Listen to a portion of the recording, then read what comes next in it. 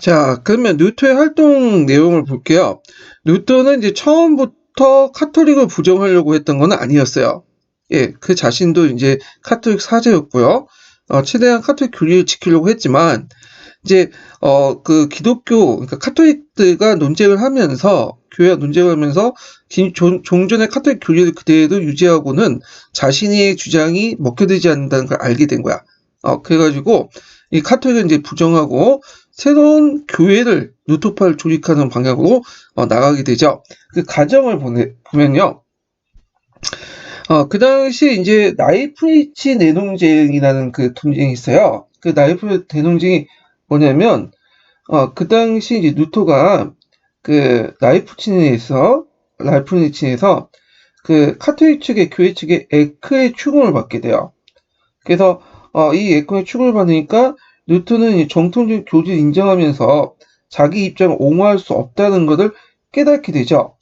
그래서 이 나이프친이 공개 토론에서 이 루터로 하여금 교황과 교회를 떠나야 한다는 인식을 갖게 된 점에서 상당히 중요한 계기가 돼요. 자, 그래서 이제 일단 라이프치는 대농쟁을 통해서 이런 성서 지상주의를 주장하고 이때부터 이제 카톨릭을 이제 부정하는 이제 흐름이 형성이 되죠. 자, 그래서 이제 교황과 황제의 탄압을 받게 되고요. 교황은 루터에게 파문을 쳐하죠. 이때 이제 파문을 쳐한다는 거는 천국을 들어갈 수 없다.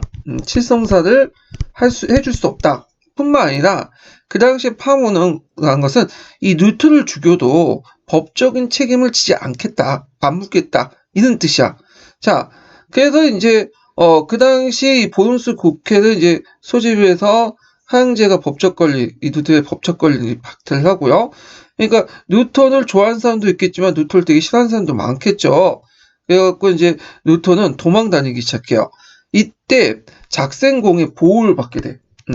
그러면서 이제 이때 이제 작생공의 보호를 받으면서 뭘 이제 만들기 시작하냐면 독일어 성경을 만들어요. 그래서 이제 종전의 불가타 대신에 독일어 성경을 만들고 이 독일어 성경을 기준으로 해가지고 오늘날 독일의 표준어가 성립됐다고 그래요.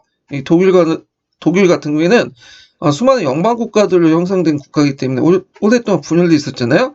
그래서 표준어가 없었는데 이 독일어판 성경책이 만들어지고 그게 널리 확산되면서 이게 독일어 성경판을 기준으로 해서 표준어가 형성됐다. 이렇게 하더라고요.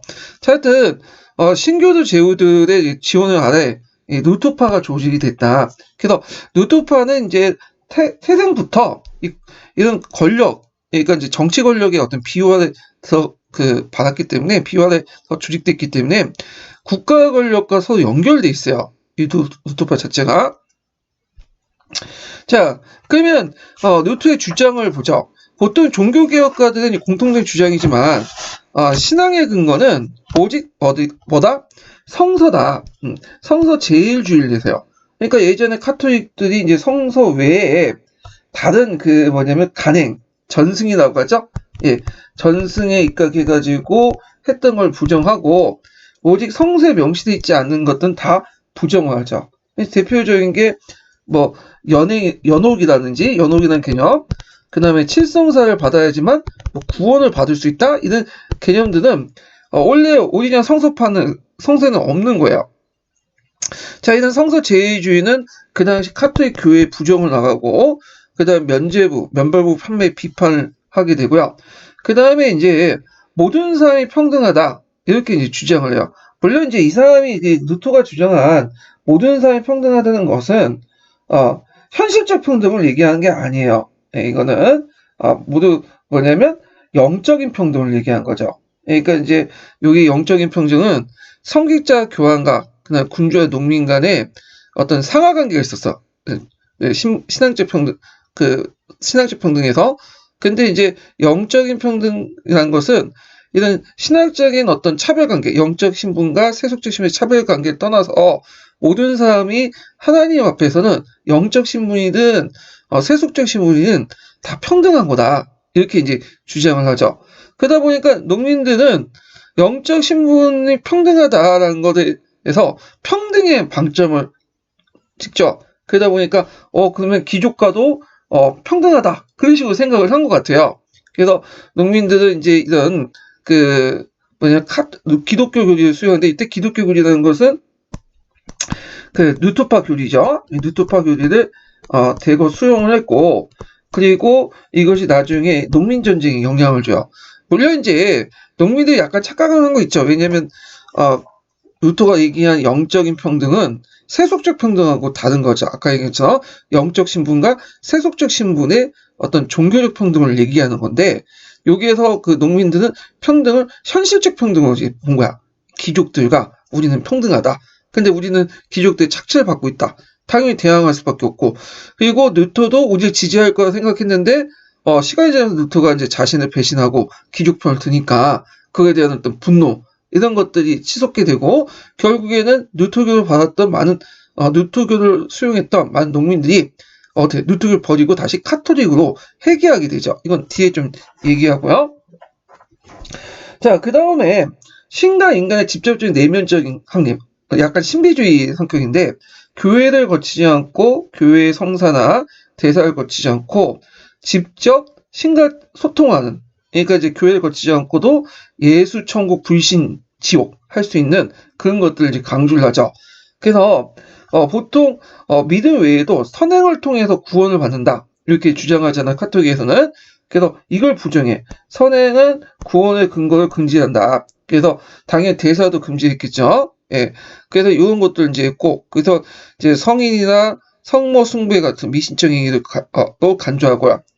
선행이나 여기 대사도 적어놔야 돼요. 예, 다 대사에 속하는 거죠. 그 다음에 금식이나 순례도 금지하는 등 선행이나 대사도 구원의 근거가 되는 걸 금지시켰다. 그 다음에 세례와 성찬만 성사를 인정했다. 그래서 우리가 보통 칠성사라고 하잖아요. 칠성사 7개 성사인데 그 중에 세례성사하고 성차성사만 성사로서 인정해요. 예. 이거는 이제 약간 칼뱅하고 좀 다르죠. 칼뱅은 칠성사 자체를 인정하지 않죠. 예, 근데 하나의 의식으로 보고 있는데 성사 구원의 어떤 근거를 또 얘기해요. 그래서 요거는 좀 약간 뭐냐면 칠성사와 선행 칠성사하고 대사를 전체 이제 성행 자체를 금지한 거와 포괄적인 얘기하고 좀 다르고 일부만 인정하는 식으로 좀 모순적인 것 같지만 뭐 루터 입장을 땐 이 사람이 카톨릭 사제이기 때문에 칠성사 자체를 다 부정하기 좀 힘들었을 것 같아요. 그래서 세례와 성찬만 성사를 인정하고 나머지 성사는 인정하지 않았다. 그리고 이것은 이제 칼빈파하고 좀 다르다 이렇게 보시면 돼요. 여기에서 공채설이라고 있는데 공채설은 뭐냐? 그러면 이걸 알려면 하채설을 알아야 돼요. 하체에서는 뭐냐면 성찬성사 할 때, 성찬시 할 때 이제 보통 그 예수가 마지막으로 이제 제자들 불러내서 최후의 만찬을 하잖아요. 그러면서 뭘 먹었죠? 빵과 포도주를 먹었죠. 유명한 이러죠. 그래서 빵은 나의 살이고 포도주는 나의 피다. 그래서 이제 이거에 대해서 카톨릭은 그대로 그걸 믿는 거야. 빵이 곧 살이 되는 거고 포도주가 피가 되는 거다. 예수님의. 자, 이렇게 주장을 해요. 자, 근데 이제 이에 대해서 그 당시 루터는 다르게 생각해. 뭐냐면, 그 빵과 포도주 자체가 살과 피가 아니라 빵 옆에는 항상 뭐가 있냐면 하나 예수님의 살이 있고 포도주에는 그 항상 옆에는 피가 있다. 이 말은 뭐냐면 우리가 핸드폰을 사면 핸드폰 케이스가 있잖아요. 핸드폰이 있으면 항상 그 옆에 뭐가 있죠? 케이스가 있죠. 같이 있는 거죠. 그렇지만 핸드폰하고 케이스는 다른 거죠. 마찬가지요. 빵하고 포도주 옆에는 예수님의 살과 피가 같이 있지만 빵이 살이고 그 다음에 포도주가 예수님의 피가 아니라는 거죠. 그 자체가 같이 있을 뿐이다. 이게 이제 그 공채설이에요. 공채설. 그래서 종전의 하채설과는 좀 다른 견해를 제시하고 있다. 이렇게 좀 기억을 해두시면 되고요. 그 다음에 이제 사제의 권위를 부정하고 목자라고 호칭하고 성직자 결혼을 인정했다. 그래가지고 이제 카톨릭에서는 신부가 결혼을 이제 하지 못하도록 하잖아요. 왜냐면 결혼하면 이 처자식 생기면 욕심이 생기고 성직 생활을 제대로 할 수가 없어. 그래서 이제 있는데 이에 반해 개신교 같은 경우에 루터 이후부터 결혼을 하게 돼요. 그래서 루터 자신도 그 당시 도망간 그 수녀하고 결혼했어요. 그래서 여러 명의 또 자식을 두고 했거든요. 그 다음에 이제 라틴어 그 예배가 아니라 독일어 예배를 이제 권장하는 등 그런 것들을 했다. 그래서 신과 인간의 직접적 내면적 관계를 확립하면서 선행, 성사와 구원을 성사 대사에 통해서 구원을 한 것을 구원할 수 있다는 것을 금지시키고요. 그 다음에 세례와 성착만 성사를 인정하고 그 다음에 사제의 권위를 부정했다. 예, 그런 것들 좀 같이 기억을 해두시면 되고요. 독일어 예배 권장은 이제 라틴어라면 신하고 직접적으로 연결되지 못하니까 독일어 직접 해야지 신과 직접 연결할 수 있다. 이런 식으로 이제 해서 이렇게 집어넣은 거예요, 제가요. 자, 그 다음에 예전에 기출문제 나왔던 것이 뭐냐면 노예의지론이에요. 이거 되게 중요하죠. 그래서 원래 그 에라스무스의 영향을 받았다고 했죠. 루트가 처음에는. 그래서 좋은 관계였어. 근데 이제 갈라지게 된 것이 뭐냐면 라이프치히 내논쟁을 통해서 이제 카톨릭 교리를 가지고 자신의 논리를 지속할 수 없으니까 결국엔 카톨릭 교회에서 벗어나서 새로운 교회를 만든다고 했죠. 그러면서 에라스무스와 갈등을 빚게 돼요. 그러면서 이제 벌쳤던 논쟁이 에라스무스의 자유의지론에 반박해서 그가 제시한 게 노예의지냐. 자, 에라스무스의 자유의지론은 스콜라 철학을 이제 바탕으로 한 거죠. 그래서 이제 그 당시 카톨릭이 내세웠던 스콜라 철학을 바탕으로 했고, 이성과 신앙의 조화를 강조하잖아요. 당연히 이성이 있으니까 선악과를 따먹으면서도 뭐가 남아있어요? 인간의 이성이 계속 있기 때문에 자유의지가 있다. 여존론, 남아있는 의지가 있다. 근데 이에 반해서 이제 노예의존을 주장한 그 근거에는 플라톤 철학을 바탕 교부 철학을 바탕 이제 원시 기독교자 아우구스티누스 철학 아우구스티누스가 예정선을 주장했죠. 이미 이제 인간은 선악과를 따먹을 때보다 악한 존재다. 거기에 무슨 자유의지가 존재하냐. 인간은 신의 의지에 예속돼 있고 신이 운명을 모두 다 결정해줬다. 얘가 천국에 갈 것인지 지옥에 갈지 이미 결정됐다는 거야. 예. 자, 이게 이제 노예의지론이죠. 노예의지론. 그래서 에라스무스 자유의지론과 노예의지론 이게 대립이고 이 노예의지론 뭐냐면 의인론과 연결되어 있어요. 이게 로마서에 있는 내용인데 나중에 이제 루터는 나중에 루터가 노마서를 한번 읽다가 이 노마서의 한 구절에 완전히 피를 받은 거야. 그래갖고 이 노마서에 뭐가 있냐면 의인으로서 믿음을 살리라 이렇게 이제 있어요. 예, 여기에서 이제 의인이라는 것은 뭐냐면 그 당시 하나님의 그런 은총을 통해서 의롭게 된 사람이에요. 이게 의롭게. 그러니까 교회의 어떤 선행이나 이런 걸 통해서 종교 의식을 통해서 의롭게 된 게 아니라 오직 로마서에만 하나님의 은혜를 통해 은총을 통해서만 의롭게 될 수 있다. 그래서 죄인이라는 것은 하나님을 통해서만 구원을 받는 거지 뭐죠? 인간인 그 교회나 성직자를 통해서 구원을 받는 게 아니다. 이렇게 왜냐하면 성직자든지 교황이든지 다 뭐냐면 다 인간이고 이미 하나님의 신의 의지에 다 예속된 사람이죠. 그러니까 오직 하나님의 의지에 의해서 인간의 의지가 아니라 은혜를 받을 수 있다. 은총을 받을 수 있다. 이렇게 주장을 해요. 예. 그래서 이제 이게 그리스도 자유의 의인설을 주장하면서 이렇게 새로운 시장을 전개하는데 이건 그 사람이 처음 주장한 게 아니라 그 밑바닥에는 예전에 아우구스티누스의 견해가 깔려 있는 거야. 그리고 이것을 이제 좀 더 계승한 사람이 칼뱅이 우리가 이제 알고 있는 예정설 같은 걸 주장했잖아요. 이것도 칼뱅의 견해도 예전에 원시 기독교처하고 또 연결돼 있고요. 예, 이걸 좀 더 체계화시켰다고 보시면 돼요. 자, 그래서 이제 나이프치는 논쟁 이후에 이 사람이 이제 자기의 이론을 체계화시키기 위해서 3개의 논문을 제시를 했어요. 그래서 이제 에크하고 논쟁하는 과정에서 좀 말빨이 딸리니까 자신의 의견을 좀 체계화시키겠다. 이렇게 해가지고 했는데 그 내용을 보면 독일 국민의 과학, 독일 국민의 과학, 독일 국민이 아니라 정확한 독일 귀족의 과학, 독일 귀족의 과학. 왜냐면 그 당시에는 국민이 곧 귀족이었으니까. 예.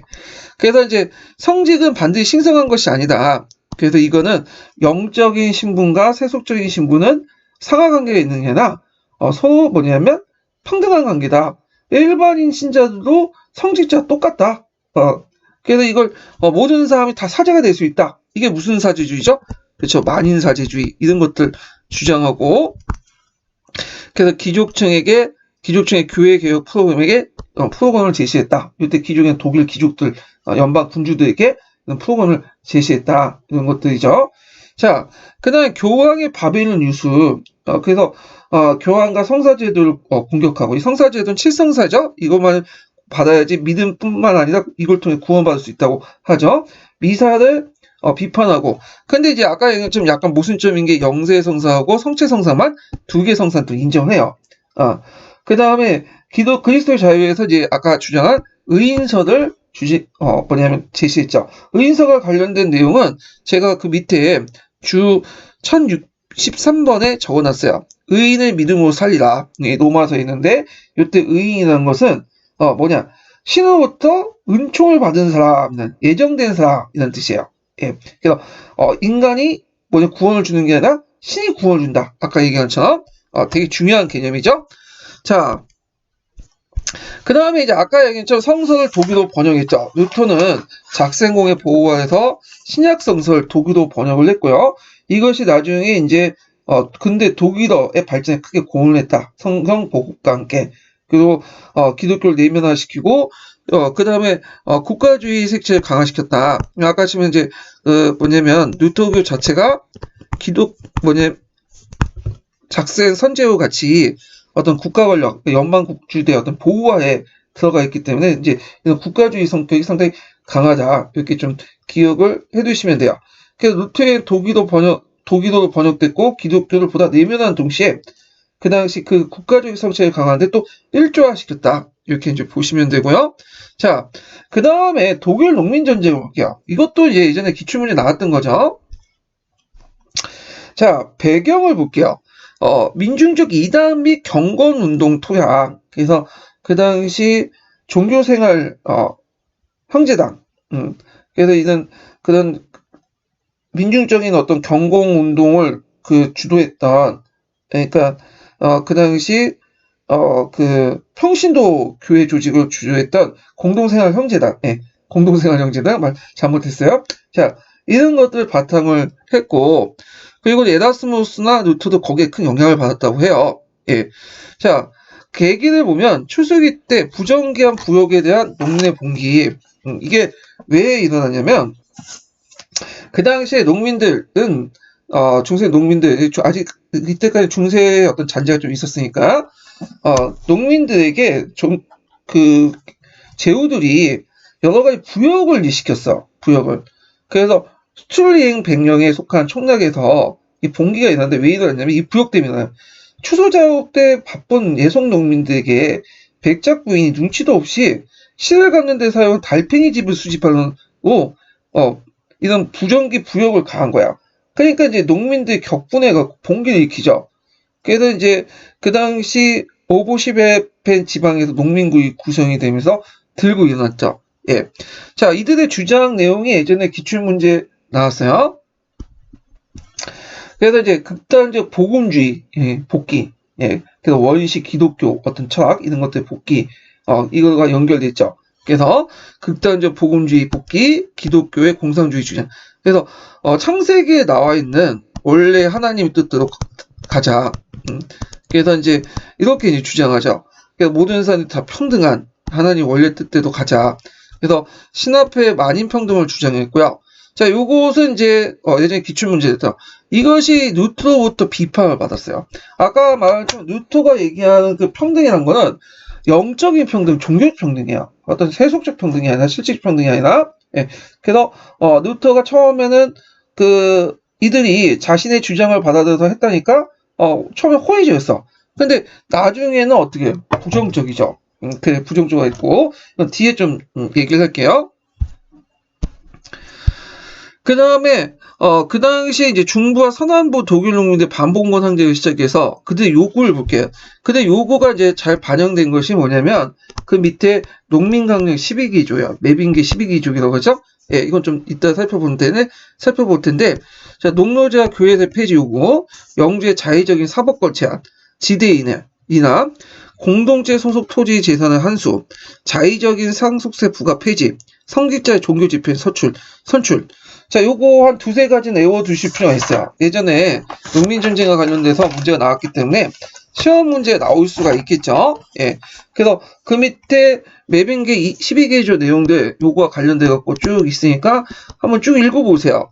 그래서 이제 성직자든 종교 집회를 통해 선출되어야 하며 순교단 교지를 설파할 것, 소 11조와 폐지와 대 11조 운영 규칙을 규정할 것, 뭐 이런 등등 여러 이제 내용도 있죠.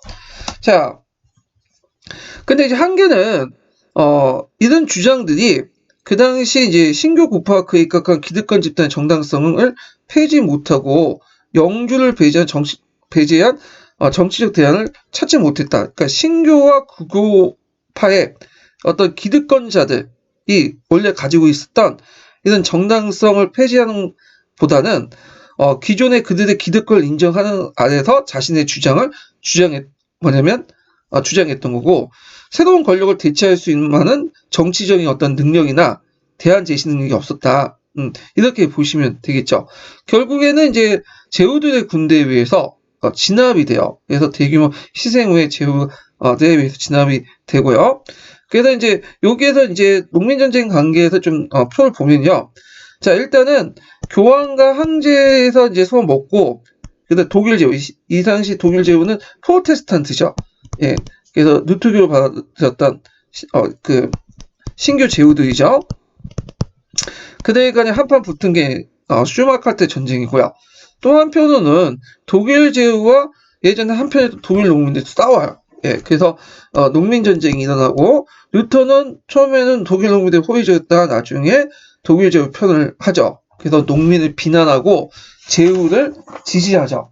그래가지고 이제 이들은 말을 안 들으니까 좁혀야 된다. 이런 식의 이제 말을 하게 되죠. 그러면서 점점 뭐냐면 그 루트와 농민 간의 어떤 세력이 이제 그 갈등이 나오고 이제 농민 세력들이 루트교를 버리고 다시 뭐냐면 중남부 지역, 그러니까 농민 전쟁이 일어났던 중남부 지역은 카톨릭으로 복귀되고요.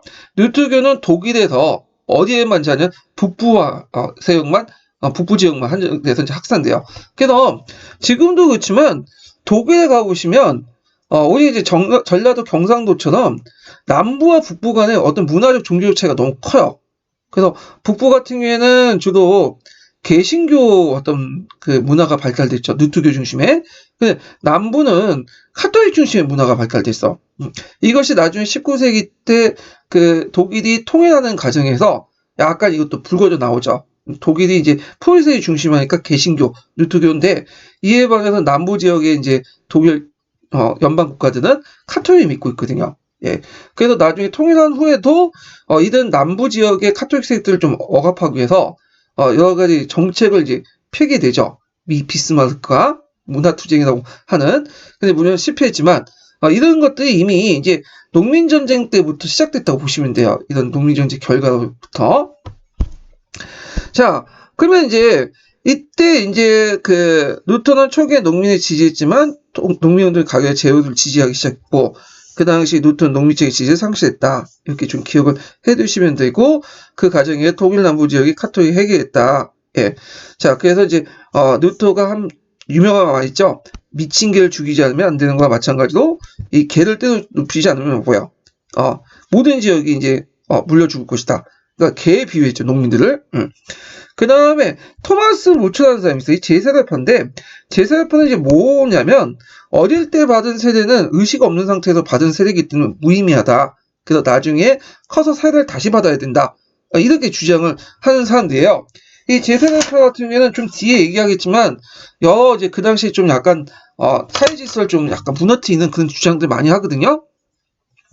그래갖고 이제 제세례파에 활동했던 토마스 무초가 그 당시 루터를 비난하면서 루터 살찐 돼지라고 비난하면서 이 농민운동을 천년왕국으로 이제 징조를 해서 해석하면서 가담을 하죠. 물론 이제 도중에 이렇게 이제 가담을 했지만 잡혀서 이제 죽게 되지만 자 그래서 이제 그 당시 천년왕국의 징조를 생각한 거야. 그래서 하나님의 계약을 상징한 무지개의 그린 깃발을 앞세우고 2,000명의 농민군을 지휘했다고 그래요.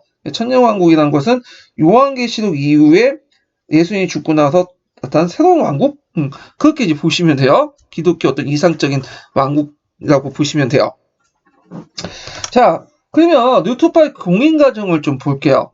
자, 누투파의 이제 교회 설립 과정은 이제 보면 아까 이제 제후와 자치도시의 지원을 성립했고요.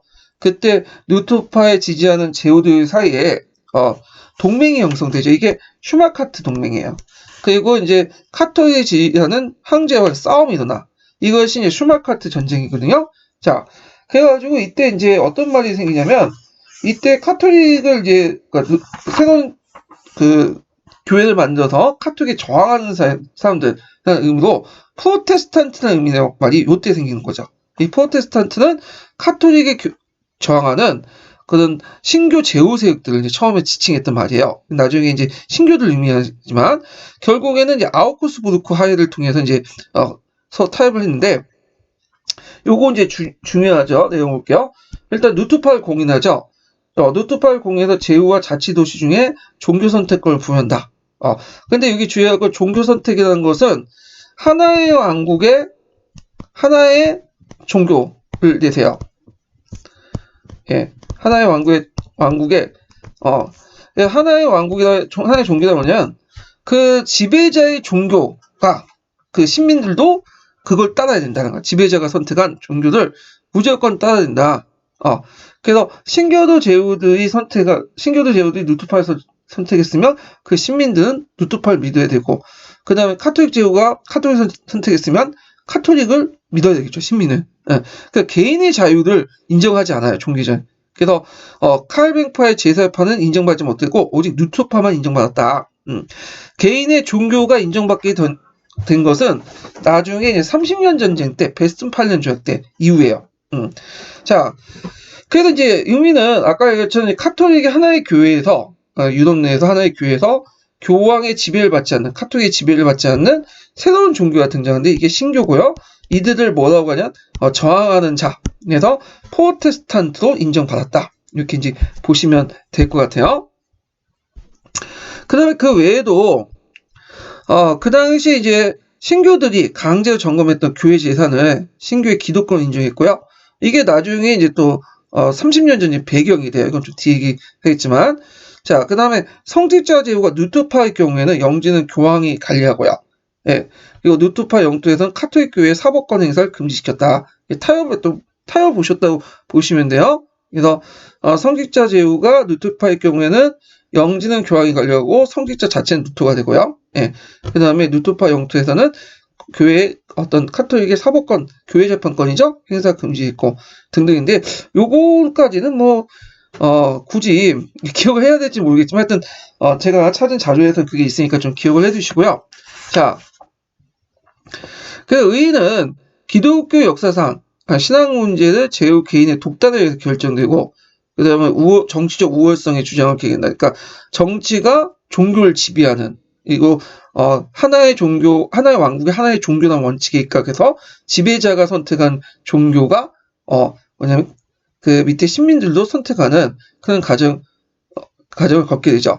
그렇지만 또 하나의 의미는 자, 이거는 종교는 하나의 종교에서 비록 지배자의 선택한 종교였지만 두 개의 종교가 되면서 나중에 개인의 종교 선택의 자유가 될 수 있는 어떤 바탕이네요. 그 당시엔 되진 않았지만, 예, 이렇게 이제 좀 약간 뭐랄까요, 진보적인 의미를 부여할 수 있겠죠. 긍정적인 의미를.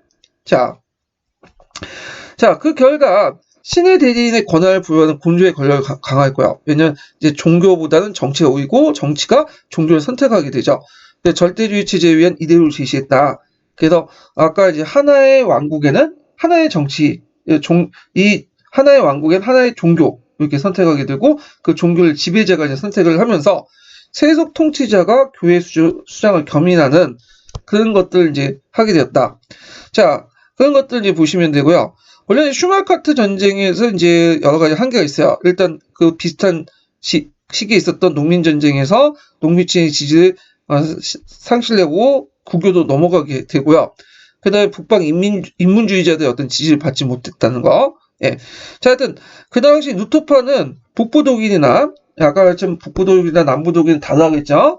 그 다음에 덴마크, 노르웨이, 스웨덴, 이렇게 했는데, 덴마크하고 스웨덴은 30년 전쟁 때 신교도의 어떤 자격으로 참가했어요. 이거 뒤에 얘기했지만, 하여튼, 이렇게 했고, 자, 그래도 이제, 이렇게 퍼져나갔다. 이렇게 보시면 돼요. 자, 그러면 제3화파 볼게요. 제3화파. 제3화파라는 것은, 아까 얘기한 것처럼, 그 당시 세례를 어릴 때 받은 것은 의미가 없다고 보고, 다시 성년 때 이걸 받아야 된다. 세례를 다시 받아야 된다. 그러면 제3화파라고 이제 하는데, 이들의 이제 주장들 보면 약간 공산주의 필한 느낌이 들어요. 예. 사회계획을 내세웠지만 약간 이상적이고 공산주의적인 어떤 느낌이 들거든요. 자, 그 주도 인물이 누구냐면, 아까 이제 농민전쟁에 참여했던 토마스 무츠라는 사람이 있어요. 이 사람 이름은 좀 외워두세요. 예. 그래서 이 사람이 이제 천년왕국설을 주장하고, 그다음 농민들이 요구하는 매빙기 12개 요구 있잖아요. 이런 것들 이제 수용하면서 이걸 또 주장을 하면서 했다가 농민전쟁 하겠다 잡혀서 처형당했다. 요거 꼭 기억을 해두시면 되고요. 자, 그 다음에 이 제사협파의 이제 특징은 극단적 가격파. 좀 약간 뭐라 할까요? 신교들 중에서도 좀 가격파야. 뭐냐면 일배충, 워마드 이렇게 이제 보시면 돼요. 예. 그래서 하층민 출신이었고요. 그다음 당연히 제사협파니까 유아사대 금지. 그다음 성직자 제도를 부정하고 이들도 근본적으로 신교들이에요. 예. 그다음에 이제 평등주의, 징세 번역 거부, 정치와 종교 분리.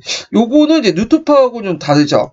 루터파는 이제 그 종교가 정치에 속하는 형태였죠. 국가 권력에. 자, 그다음에 이제 우상 파괴. 그다음에 재산과 여자를 공유하고. 이건 여성 입장에서는 별로 좋은 건 아닌 것 같은데. 자, 그다음에 이제 요한계시록 천년왕국에 대비해서 최후의 심판을 대비하는 그런 것도 있고요. 그 다음에 또 그들은 양심의 법과 도덕의 원칙을 내세요. 이거 약간 이제 재산과 여자를 공유하고 뭐 이런 걸 딱 보면 맞지 않은 건데, 이건 기존의 어떤 법과 도덕을 지키자는 게 아니라 그들 나름대로 어떤 법과 도덕을 지키자는 거야. 원래 법이나 도덕이라는 것은 상당히 누구의 기준에 따라 달라지기 마련이죠. 예. 그래서 종전에 이제 그 기존 질서를 부정하고 도덕 폐기론은 종전에 카톨릭이 믿었던, 기존 사회가 믿었던 그런 것들을 폐기하고, 그 다음에 새로운 어떤 양심에 입각한 법과 도덕, 자신에 입각한 그런 것들 이제 원칙을 내세우죠. 자, 그래서 기존 사회의 어떤 도덕과 법을 폐지하고 자신이 강조한 그런 것들을 강조했다. 예. 그래서 요 기억을 해두시면 되고요. 그 다음에 요게 성자직들의 폭력이에요. 성자직들의 폭력. 이렇게 빠져있는데 이거 좀 건쳐주세요. 예. 그래서 성자직이 아니라 성직자가 낫겠네. 이거 제가 말했네. 성직자. 예. 성자직은 좀 이상하죠? 예. 제가 잘못 말했어요. 성직자. 예. 그 말은 뭐냐면 이 서론상 총론에 있는 내용인데, 이 제사라파는 극단적 종교 개인주의자이기 때문에 개인마다 마음의 빛이 있다. 그래서 신에게 인도하고 마음의 빛에 따라서 신에 인도된다고 확신해요. 그래서 그들은 주의 재림, 새롭게 이제 주 예수가 내려올 것을 믿고 임박했다는 걸 믿고, 그리고 이른바 성직자들에 의한 폭력 사용도 인정해요. 성직자는 누구야? 자신의 어떤 것들이죠. 자신이 곧바로 성직자죠. 자, 개인마다 마음의 빛이 있으니까, 그러니까 개인마다 자신 나름대로 법과 도덕이 있기 때문에 기존의 법과 도덕 다 무시해버리고 자신의 어떤 목적을 위해서는 뭐냐면 주의 재림을 대비하기 위해서는 자신의 폭력을 사용해도 된다. 이거 정당화시켜버린 거야. 예. 자, 뭐 이런 식의 논리를 했는데, 자, 하여튼 그 다음에 이제 그 제세파가 이끌었던 이제 주도했던 대표적인 사건이 뭐냐면 무스턴 사건이야. 예. 그래서 제세파 일부가 1534년에 베스튼팔렌 지역에 이제 무스턴 시를 이제 혁명을 통해 정권을 장악해요. 그래서 거기에 이제 그 백개소리라는 사람이 그 제사협회 집단을 지휘하면서 무스턴 신 예루살렘을 정하고 시온왕국을 세워서 왕이 되죠. 그러면서 그들은 종교의 일을 위해서 부자들을 공격하고요, 비신자들을 제사를 몰수하고 그 여자 공유 일부 다처제를 실시하죠. 그렇지만 이제 1년 후에 뉴토파나 카토릭파 같은 주교들의 공격을 받고 다시 무스턴이 점령돼. 그리고 가격파 지도자들이 고문을 받은 끝에 처형당하게 되죠.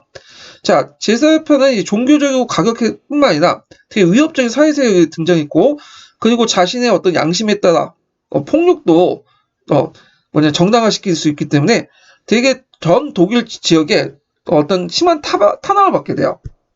지방이죠. 자, 그들의 이제 영향을 받은 종파도 있어요. 케이크 교도, 침례교, 메논파 이런 사람들인데 이들은 이제 제3파보다는 좀 온건파에 속하는 사람들이에요. 그래서 이제 하여튼 이들이 이제 온건파에 속한 사람으로서 제3파의 영향을 받았던 종파들이다. 지금도 남아있죠. 그래서 제3파 원래는 독일 지역에서 이제 운동했다 실패한 후 일본, 폴란드 도피하고요. 그 후에 또 네덜란드 지방까지 가져요. 그리고 이제 나중에 영국에 미국에 가서 어느 정도 성공을 거두게 되고요. 그리고 이제 나중에 이들이 위해서 매너판이 케이크 고도들이 형성이 되죠. 자, 그 다음에 그때 또 제국기사의 반란이 나요. 후텐이 있는데 제국기사라는 사람들은 어떤 사람들이냐면 황제 직속의 독립적인 소현주들이었어요. 소영주들, 작은 영주, 큰 대귀족들이 아니라. 그래서 이제 이들은 봉건사회 붕괴와 연방국가 수립 과정에서 상당히 몰락의 길을 걷고 있었는데 이때 이제 빈곤해진 소기족 기사들이 주교들이 토지에 집중을 소유하기 때문에 그들의 생활이 비참하다고 이제 단정짓고 그 당시 대지주의 제후와 주교의 지배를 벗어나 독일 통일을 강망하면서 반란을 일으켰죠. 그 중심 인물이 누구냐면 후텐하고 지킨케이라는 인물이에요. 그 반란을 일으켰고 그렇지만 이 반란은 주교와 대기족 군대에 의해 단시일 내에 진압당했다. 그래서 이제 제국기사의 반란, 이런 반란들이 있었다는 걸 좀 기억을 해두시면 될 것 같아요. 자, 그러면 여기에서 이제 누토 부분은 이제 좀 건너뛰고요. 이거 했던 예정은 좀 했으니까 다 건너뛰고, 자, 여기에서 이제 제4파 내용도 좀 기억을 해두시고, 그 다음에 제4파 주장하는 도덕 폐기론을 주장해서 기존의 법이나 도덕률이 아니라 각자 양식이 바로 법과 도덕의 원천이다. 그리고 그에 따라서 폭력도 사용할 수 있다. 각각의 성직자다. 자신들이 성직자인 폭력을 사용할 수 있고 이런 것들을 주장을 해줘. 그래서 예수 재림을 믿고 자신의 양심에 따라서 폭력도 행사할 수 있다. 그 다음에 무스턴 사건 관련된 내용도 좀 기억을 해두시고 그 다음 제국기사의 반란 내용 아까 전에 설명했죠. 그 다음 농민전쟁도 이제 설명했으니까 건너뛰고요. 그 다음에 요 뉴토파 공인과 전파 과정 이렇게 있고 아우쿠스부르크 종교회의 꼭 기억을 해두시라고 했죠. 그래서 이제 아우쿠스부르크 결과 요 내용들 기억을 해두시면 돼요. 자, 그러면 칼뱅의 종교개혁을 보죠. 칼뱅의 종교개혁. 자, 칼뱅의 종교개혁 전에 뭘 먼저 보냐면 쭈피크의 종교개혁을 보면 돼요. 요건 이제 있는데 요게 약간 이제 좀 여기는 간단하게 적혀 있는데 요걸 좀 더 설명을 서양사 심화규제를 좀 볼게요. 자, 여기 보면 제 발음이 좀 시원치 않은데 쭈핑그린이에요. 예, 쭈핑그린은 스위스에서 이제 활동했던 사람인데 이 쭈핑그린은 뉴토보다 더 가격했어요. 예, 그래서 그 뉴토와 똑같이 단식이나 성자 숭배, 성직자 금원, 성사제도들 폐지를 주장했고요. 또 그의 신도들은 그걸 실행하기 위해서 교회 건물이라든지 성상 선불들 다 파괴했어. 그래서 그 당시에 그 카톨릭 교회 가보시면 거기 성당에 보면 온갖 성상과 성물이 있잖아요. 그걸 다 파괴시켜갖고 사면에 완전히 깨끗하게 만들어. 벽을. 그래서 그 누트와 같이 성서에 입각한 교리를 설교를 했고 누트보다 더 자유롭게 해석을 해요. 특히 이제 누트하고 좀 다른 게 뭐냐면 성체성사인데 자 누트 같은 경우에 이걸 성체성사 그러니까 성사라는 것은 그 하나님의 은총, 예수님의 은총이 베드로가 그 성직자에게 준 어떤 은총의 어떤 그 은총을 할 수 있는 예식이죠. 그 구원의 절차야. 근데 이에 반해서 이제 이 사람은 성체 성사를 성찬식으로만 생각해. 하나의 그냥 상식적 행위로만 생각을 하고, 빵과 포도주와 이런 것들은 그냥 문학적인 상징물에 불과하다. 톤에 불과. 피와 살이라는 것은 문학적인 상징에 불과한 거지. 그게 꼭 빵이고 포도주가 아니다.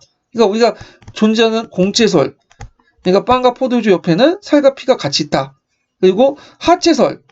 빵이 살이 되고 포도주가 피가 된다. 이런 개 같은 말이고, 이건 하나의 문학적인 어떤 상징, 레토리에 불과한 거지, 그거 자체가 어떤 큰 영향을 미친 게 아니다. 이렇게 주장을 하죠. 그래서 하나의 상징으로 봤다. 그래서 성찰 성사를 단순히 상징으로 보는 거는 지금의 개신교도 마찬가지죠. 저도 이제 어릴 때 이제 그 유아사를 받았고, 그래가지고 교회를 좀 갔어요. 지금은 안 가지만, 그 당시에도 이제 성찬식을 하면 빵과 포도주 주더라고요. 맛있게 먹었던 기억이 나. 그때 제일 좋은 날이었어. 다른 데는 먹을 걸 안 주거든요. 예.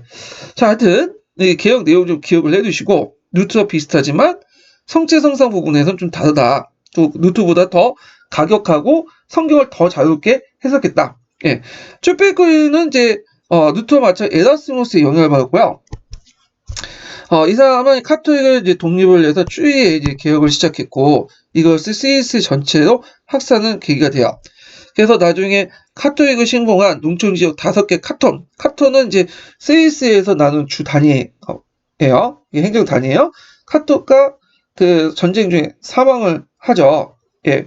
그래갖고 이제 이 내용도 기억을 해두시고, 이 나중에 쭈빼꾸리 개혁을 바탕으로 해서 칼뱅이 개혁이 시작돼요. 예. 자, 그러면 여기에서 이제 칼뱅 개혁 넘어가기 전에 서포트주 사람들 이제 인증번호 알려줄게요. 예, 인증번호 55번입니다. 55번. 다 적으셨죠? 예. 그래서 나중에 저한테 알려주시면 돼요. 자, 칼뱅의 사상과 활동 보죠. 칼뱅 자체는 단독 문제는 나오진 않았어. 근데 언제가 나올 것 같아, 제 생각에는. 왜냐, 이게 이제 그 예전에 역교농 관련돼서 한번 나왔고, 수능에 수상된 강조되는 부분이죠. 예. 그러면 칼뱅이 어떤 인물인가를 이제 볼 필요가 있어요. 이 칼뱅은 스위스에서 활동했지만 스위스 사람은 아니에요. 이 사람은 이제 어느 사람이냐면 프랑스 사람이야. 프랑스. 그래서 이제 여기는 그림이 안 나와 있지만 상당히 날카로워요. 이 사람 그 사진 보면 빼짝 말려가지고, 원래는 이제 법학을 전공했는데 법학을 전공한과 달리 되게 법학을 전공했지만 좀 냉철해. 그래가지고 상당히 이제 그 법학을 전공한 사람답게 냉철함과 논리성을 부장을 하고 있었어요. 근데 이 프랑스 같은 경우에는 이제 신교 전파가 상당히 힘들었거든요. 왜냐면 계속 박해를 받고 하니까 프랑스를 떠나서 그는 이제 1536년에 스위스 바젤에 가가지고 그리스도 강요라는 그 주의 여기 있죠, 저서를 이제 저술을 하고, 그러다가 이제 그 스위스 제네바에 이제 정착해서 종교 개혁을 해요. 그러다가 잠시 출방됐다가 다시 돌아와서 제네바에 이제 시정을 장악하죠. 그래서 제네바를 일종의 프로테스탄트 로마로 만들어가 신정 정치를 하고, 예. 그래서 이제 거기에 뭐냐면 많은 사람들이 와서 신교 그 칼뱅 사상을 좀 배워가지고 또 전파시키는 그런 역할을 하죠. 자, 그러면 그리스도의 강요의 내용을 볼게요. 자, 아까 얘기했지만 이제 하나님의 전지전능을 강조하죠. 그래서 예정설을 연결해. 그거는 아우구스티누스부터 주장했던 거야. 신교도 맨날 똑같은 레파토리 있죠. 그래서 우리는 날 때부터 이미 얘가 천국 갈 것인지 지옥 갈 것인지 무슨 일을 할 것인가 다 결정됐다는 거야. 그래서 인간의 의지라는 건 중요한 게 아니라 인간의 의지는 다 신의 의지에 예속됐다. 루터와 비슷한 소리를 해요. 그 다음에 이제 제네바 신정 정치를 하고, 그래서 금욕주의를 내세우고, 그러니까 카톨릭보다 더 이제 뭐냐면 빡빡하게 산 거야. 그래서 이제 이런 것들을 이제 주장을 했다라는 걸 좀 기억을 해두시면 돼요. 그 다음에 이제 예정설 좀 보면요. 예정설. 칼뱅의 예정설은 이제 인간은 선악과를 먹을 때부터 이미 타락한, 악한 존재다. 네. 선악설, 노예의지론, 비슷한 것들이죠. 그래서 정신적 성과 구제에 대한 의지 능력을 상실했고, 인간의 구제는 신에 의해서 미리 정해져 있다. 그래서 인간 자신의 구제 가능성을 부인을 했죠. 그리고 이제 신의 영광을 표현하기 위해서 사람들은 그 어떤 그 자신들의 영광을 표현하기 위해서 자신의 어떤 그 현실 속에서 이걸 나타나야 되고 이걸 통해서 자신이 구원받은 그런 사람이다 생각해서 이런 것들이 선민의식, 전투적인 교회를 탄생하는 배경이 됐다. 그래가지고 자신들은 이미 태어날 때부터 신으로부터 선택받기 때문에 신으로부터 선택받지 않는 악의 존재들, 악의 축들을 물리쳐야 된다. 뭐 이런 식의 논리를 주장을 하게 돼요. 그래서 제가 교회 갔을 때 제일 많이 들었던 것이 이거야. 그 찬송가 중에 저도 즐겨 불렀는데 무슨 뜻인지 모르고 그냥 그때 불렸어요. 악마들과 싸울지다 제약받은 형제여. 이거 있죠? 교회 들어가 그 다니신 분들 잘 알죠? 예. 자, 이런 것들이 이제 예전서의 바탕으로 만들어진 노래 같아요. 예. 자, 그런데 이제 아까 했지만 칼뱅은 이게 이제 제네바를 장악하고 나서 신정 정치를 했어요. 종교 독재예요. 그 밑에 있는 사람들은 이제 좀 약간 가혹하게 살았지. 오히려 카톨릭의 지배를 받는 게 더 있을 수 있었어요. 그러니까 신정 정치를 지향하고 교회와 조직, 의식명, 합리성과 논리성을 강조한 철저한 혁신을 했다. 그래서 교회 조직과 교리 조직 의식면에서 그 루터보다 더 철저했어요. 네. 그래서 이제 뉴턴은 좀 약간 감성적인 사람이거든요. 근데 이제 칼뱅은 그 얼굴이나 이 전공이 또 법학이야. 얼굴도 깐깐하게 생겼고 전공이 법학이다 보니까 상당히 합리성, 논리성을 강조해요. 네. 그리고 뉴턴보다 더 강경한 성서 지상주의를 내세요. 그래서 성서에 명시되어 있던 의식을 폐지하고요. 그 다음에 성찬식, 그러니까 성체성사죠. 성체성사를 폐지하죠. 성체식을 조차도 이제 폐지시켜. 그래서 이제 이렇게 좀 기억을 해두시면 될 것 같아요. 그래서 하체설을 부정했다. 성찬식보다는 이제 성사라고 하면 되겠네요. 성찬. 루터가 인정했던 성찬성사를 폐지하고, 그리고 이 사람은 이제 성찬에 대해서, 그러니까 이제 성체에 대해서 어떻게 인식을 했냐. 이거 좀 볼 필요가 있는데, 자, 카톨릭은 하체설이죠.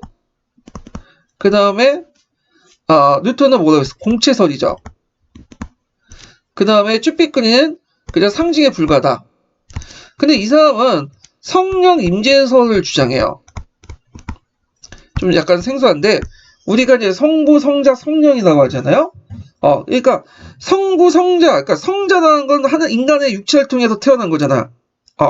그래서 빵과 포도주가 피와 살이 되는 거죠. 예, 근데 성령이라는 것은 영혼이죠. 어떤 정신이죠.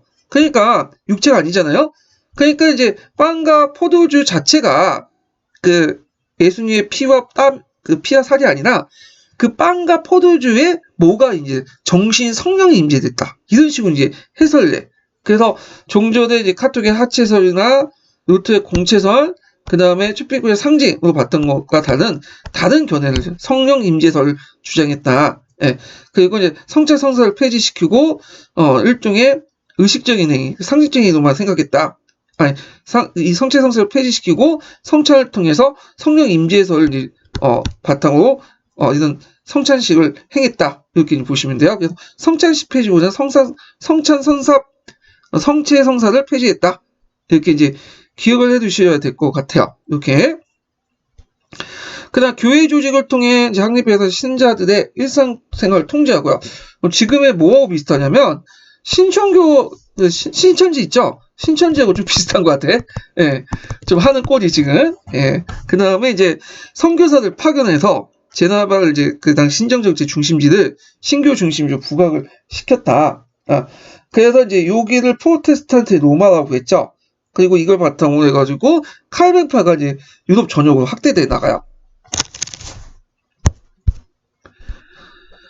자, 그 옆에는 이제 신교들 차이에서 이제 루터파, 칼뱅파, 그 다음에 영국 국교도 이렇게 있는데 좀 기억을 해주시고, 그 다음에 이제 그 칼뱅하면 이제 생각한 유명한 책 있죠. 막스 베버의 프로테스탄트 윤리와 자본주의 정신이에요. 예. 이거는 이제 그 칼뱅이 얘기한 건 아니고 칼뱅이 얘기를 주장했던 것을 나중에 막스 베버라는 종교사회학자가 있어요. 유명한 사회학자가 있는데 이 사람이 재해석한 거야. 어떤 식의 이제 내용이냐면 이게 예전에 한번 시험에 나왔던 건데 역경과 관련돼서 그 당시 서유럽이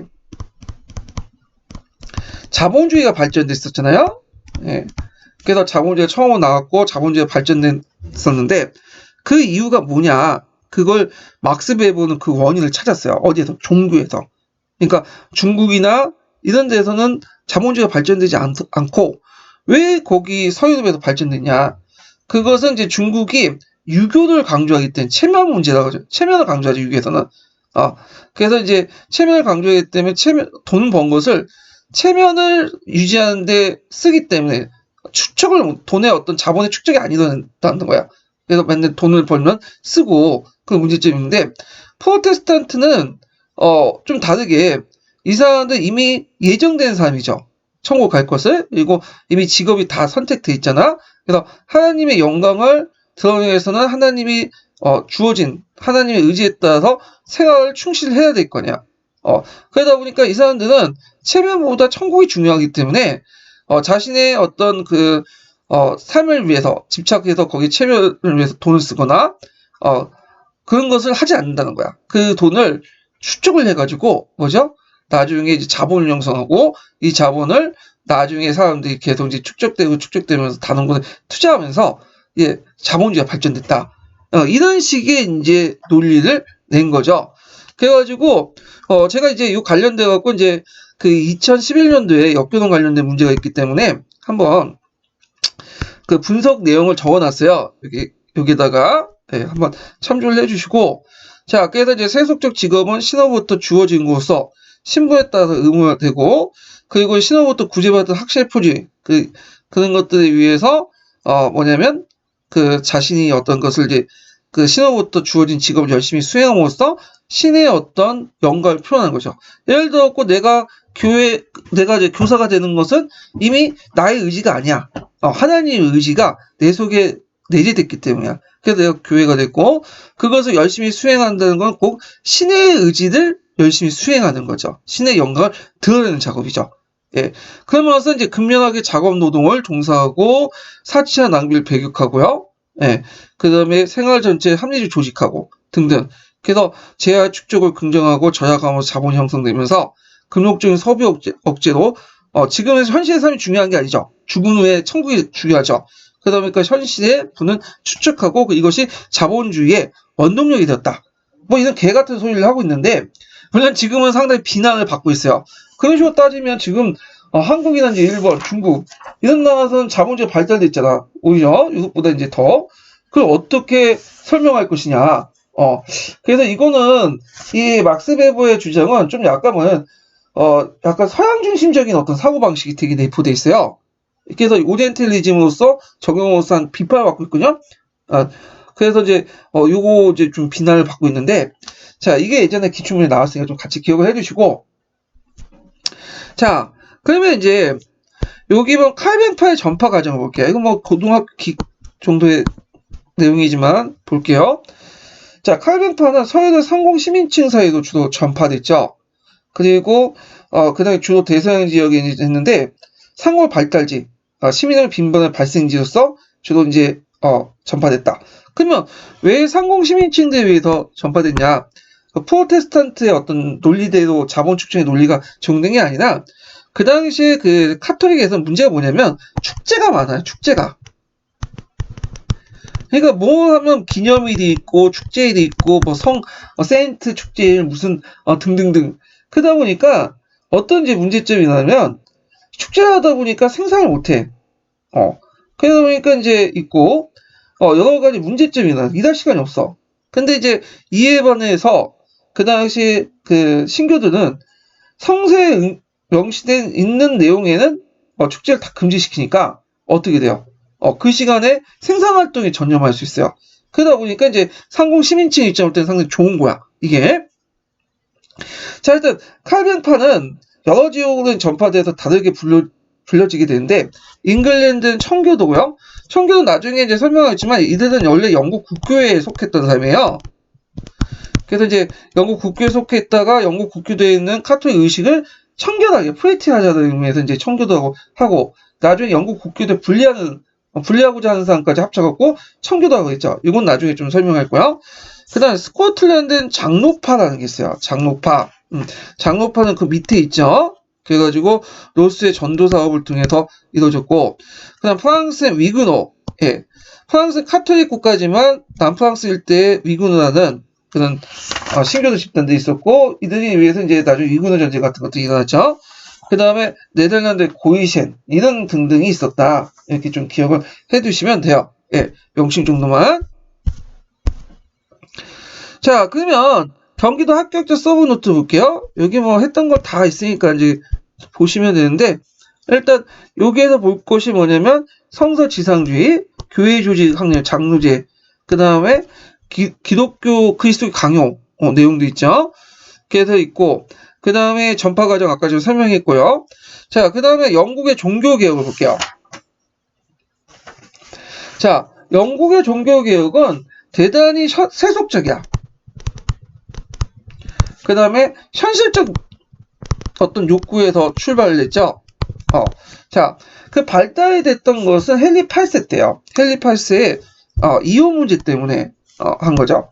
원래 헨리 8세는 원래 왕이 되려고 했던 사람이 아니에요. 그 형이 있었어요. 근데 형이 그 당시 일찍 죽었죠. 그리고 나서 그때 이제 캐서리하고 이제 결혼했는데, 그 캐서리하고 성관계를 했는지 아닌지 모르겠는데, 뭐 나중에 이제 캐서리가 청년하고 주장을 하고, 그게 해가지고 이제 결혼을 했다고 하는데, 자, 하여튼, 죽고 나서 헨리 8세가 왕이 된 거야. 근데 예전부터 그 형수를 좋아했어요. 그래가지고 이제 그 형수하고 나중에 이제 형수하고 결혼을 하게 되죠. 헨리 8세가. 근데 문제는 헨리 8세와 캐서리 간에 뭐냐면 아들이 없는 거야, 아들. 딸 나중에 이제 메리라고 하는 메리만 있었고, 아들이 없으니까 아들을 원했던 헨리 8세는 새로운 여자를 찾기 시작해요. 그래서 이제 그 당시 이제 새로운 여자를 찾으려고 했고, 그 당시 이제 캐설리가 이제 그 이혼을 이제 하기 위해서는, 그러니까 누구의 허락을 맡아야 되냐면, 그 당시 교황의 허락을 맡으려고 했어요. 근데 교황이 그 당시 캐서리 출신이 그 스페인 왕실 출신이니까 스페인의 관계 때문에 이혼을 허락을 안 해. 그래가지고 이제 열받은 헨리 8세는 이혼을 해갖고 그 당시 새로운 여자를 받아들여가지고 결혼하려고 했던 그 헨리 8세는 말도 안 된다 해가지고 이제는 수장력을 공부해서 영국 교회를 로마 교회로 분리시키고요. 동시에 국왕이 영국 국교의 수장임을 선포하죠. 이게 수장이야. 예. 그래서 이제 캔터베리 대주교나 이런 사람들 임명권을 장악을 하게 되죠. 그리고 또 스톤이 그 당시 재산이 많은 스톤을 해산을 시켜요. 그래서 스톤의 토지 재산을 몰수해서 왕실 수입을 삼는 한편 측근에 있는 귀족들이 분배를 하죠. 그래서 귀족들이 이제 그 당시 이 헨리 8세의 종교 개혁을 지지하는 어떤 바탕이 돼. 그 다음에 일반 국민들도, 여기는 안 나왔지만 영국 국민들도 그 당시 잉글랜드 어떤 민족주의가 있어갖고 교황과 로마에 대한 반감이 형성됐어요. 그러다 보니까 이제 헨리 8세의 조치를 교황에 대한 어떤 대항 이렇게 해석됨으로써 적극적인 지지를 하게 되죠. 그래서 이제 이렇게 해서 이제 뭐냐면 결국에는 왕비 캐서리가 이혼하고 두 번째 부인하고 앤 브린이라죠. 예. 그래서 앤 브린하고 결혼하죠. 그리고 이제 앤 브린 사이에 아들을 원했지만 안 됐고, 그때 엘리자베스 여왕이 이제 탄생을 했고요. 결국 앤 브린도 이제 뭐냐면 남자 바람 폈다 등등 해갖고 이유를 붙여가지고 죽이고, 세 번째 여자와 이제 결혼을 하게 돼요. 거기에서 이제 뒤에 에드워드 6세가 되는 그 아들을 낳게 되죠. 예. 근데 에드워드 6세가 빨리 죽으니까 이제 다시 메리 여왕이 되고, 메리 여왕 다음에 메리 여왕이 죽고 나서 엘리자베스 여왕이 되죠. 이렇게 되고요. 그 후에 이제 헨리 8세는 세 번째 부인과 또 뭐냐면 또 헤어지고, 네 번째, 다섯 번째, 여섯 번까지 결혼해요. 예. 그래서 첫 번째 부인한테 아까 알죠? 메리, 두 번째 부인한테 엘리자베스, 그다음 세 번째 부인한테 에드워드 6세를 낳게 돼요. 자, 그래서 이제 헨리 8세가 죽고요. 그 다음에 이제 에드워드 6세가 즉위하죠. 그래서 아버지 정책들 이어받아 프로테스탄트 요소를 받아들인 일반 기도도를 마련했다.